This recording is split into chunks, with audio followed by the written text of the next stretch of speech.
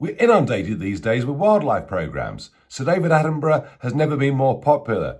But one of the themes that we get from all of this mass coverage about the natural world around us is just how bad everything is. We're constantly being told that climate change means that the eradication of species will continue. It's always a miserable, bad news story. Well, here's a good news story. Here's something remarkable that is happening in the United Kingdom, happening right now. A story you might have seen a little bit of because over the course of this year, pictures have been appearing in newspapers of sightings of bluefin tuna in Devon and Cornwall. Well, I got to tell you, bluefin tuna are back in British waters. They're back in massive numbers, and boy, they are big. This is a great news story, an exciting story, and one with Brexit, if we exploit and use correctly and sustainably, can bring a lot of jobs, a lot of money, and a lot of joy into our country. If we go back to the early 1930s, the herring boats from Scotland would chase the shoals down into the North Sea in July, August, September every year. They started to notice some very, very big tuna were out there in the North Sea. And some pioneers, led by people like Colonel Cyril Frisbee, who'd won a Victoria Cross in the Great War, some pioneer anglers went out targeting and chasing these species. So much so, they started to catch some really impressive sized fish. The British Tunny Club was formed. And yes, it's true.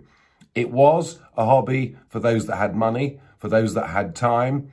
But as tuna catches in the 30s began to grow, it really took off. Errol Flynn came across to Scarborough, to Whitby, to go fishing for bluefin tuna. John Wayne came to fish for bluefin tuna, as did David Niven, Charles Lawton, and many, many others. And lots of big fish were caught. The war, of course, was an interruption, but into the early 1950s, tuna were being caught, bluefins as big as 850 pounds. People out there in rowing boats with very, very primitive tackle, but they were still catching these amazing fish. Then, largely, I believe, as a result of massive overfishing of North Sea herring, the bluefin disappeared and became a thing of history. I was fascinated by this from reading about it as a small boy. I even gave a lecture about it a few years ago at a get-together at the Game Fair.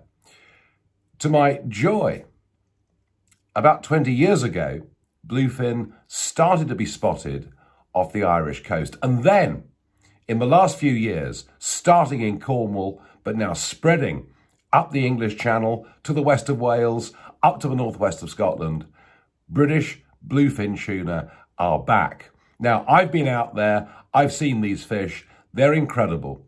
But to get to the bottom of this story, of just how prolific a once endangered species has become and how many there are in British waters, I'm going to Cornwall. Well, don't take it from me that the bluefin are back in British waters in huge numbers. Let's go to somebody who really knows about this subject. Chris Gill is a Cornish fisherman from the delightful port of Mevergizy. He's the Assistant Secretary of the Cornish Handline Association. He's also a charter skipper running a boat called Aquila down in Mevergizy. He takes out anglers. He takes out people that want to see some of the great sights of the sea. Chris, tell me, as somebody who spends most of his life out at sea, when did these bluefin first appear? About 10 years ago, we first started noticing the odd fish. But around 2016, they were here in really heavy numbers, hundreds and hundreds of fish to each shoal. So if it's hundreds and hundreds of fish to each shoal, and if the shoals are being seen from the Scilly Isles, as far east as the Channel Islands, perhaps even parts of Dorset, I mean, we're talking here about a very, very large number of fish, aren't we? A massive number of fish. They stretch all the way up to Scotland, down the western side of England and Ireland, right up through the south coast. I think they were seen right up as far as Kent. So massive, massive numbers. So this is actually, I mean, we hear so many bad news stories, don't we, about overfishing and what's going wrong in the world and species decline. I mean, this is a massively good story. It's an awesome story. It really is. Conservation, ICAT dropped their quota for the world down massively back in the early 2000s, and the stock recovery has been absolutely awesome. ICAT being the international body that regulates and manages how many tuna are caught and how they're fished for. But Chris, this, I mean, for someone like Cornwall, and I know that the fishing industry is, how can I put it politely, not very pleased with the Brexit deal and has been through a tough few years. Has this boom in tuna numbers, has it been good news for Cornwall and the West Country? No, not really. Purely for the fact that we haven't been allowed to target them neither in a recreational or a commercial fashion. So if we can open up the quota that we've now got because we're members, it can be. So it can be a really good... So with Brexit, we're now members of ICAT, the international organisation. So we are now allowed, albeit the quota we've got for commercial landings is tiny, but what needs to happen? I mean, it seems to me, as someone that knows the West Country, that knows angling and anglers, it seems to me that in every port in Devon and Cornwall, there could be a couple of boats, you know, going out from August until perhaps even January, targeting bluefin. I think it would bring a lot of money, a lot of jobs into the West Country. What now needs to happen for us to get this fishery regulated? DEFRA need to decide on where they're going to use this very small quota that we've got. I believe it's around 50 tonnes.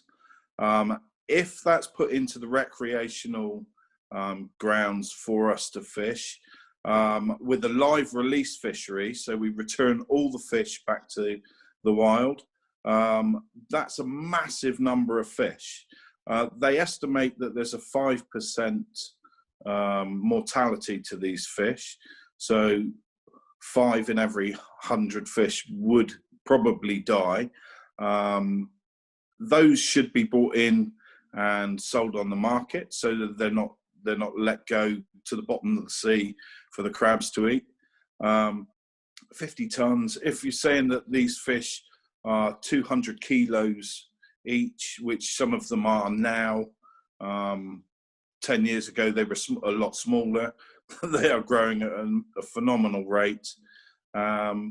These numbers could be huge for us, and the money that it could generate from tackle shops right the way through to hotels, restaurants, and ourselves as charter skippers. Okay, so boom times could be around the corner for the Cornish fishing industry. We just need the government to do something, yeah? Yes, we do. Yes, I mean at the moment we can't export our shellfish to Europe. There needs to be some diversification in the fishing. These fish have arrived. They've been here now for long enough for the scientists to know what's really going on, where they're coming from, and we should be targeting these fish now. Right, Chris, thank you very much indeed. So there it is. Huge numbers of fish around from August until early in the new year. The potential of this for Devon, Cornwall, parts of Dorset, West Wales, the northwest of Scotland, the tourist potential of a catch and release fishery is absolutely enormous. On top of that, equally there could be potential for a commercial market of landing fish dead on the slab in fish markets. But what really interests me is the catch and release fishery, the sustainability, the fact that 96% of all bluefin caught by rod and line will survive and go back and join the breeding stock. This is something managed carefully that could be transformative for many of our coastal communities. Those same communities who, through the Brexit deal, feel they have been dreadfully sold out by what happened at the end of last year. This is, albeit a tiny quota that we got from the Brexit deal, but it opens the door for us to have a big recreational fishery in this country. It will bring in not just British anglers, European anglers, they'll come to Cornwall from right across the world. We'll get Hollywood coming back wanting to fish for bluefin. It'll provide money, it'll provide jobs, and we'll do it sustainably, we'll do it environmentally. We can make an absolutely massive, huge success of this. So 2 things need to happen. The first is the government must get the application into ICAT by the 15th of February so that we have an internationally registered recreational sea fishery. Once that's done, we can start to give out licenses to those that are competent to do it. And the second thing is those tuna are there because they're chasing mackerel, they're chasing herring, they're chasing sardine, they're chasing squid. And the second thing that absolutely has to happen, and if we don't do it, could stop these bluefin coming back, we've got to stop the foreign super trawlers in the British Channel, hoovering up, boat by boat, up to 250 tonnes a day of bait fish. I want us to exploit our fisheries, our potential as an island nation, but to do it sustainably, to do it sensibly, to do it in a way that'll benefit not just us today, but generations to come. It is, I think, a fantastically exciting opportunity.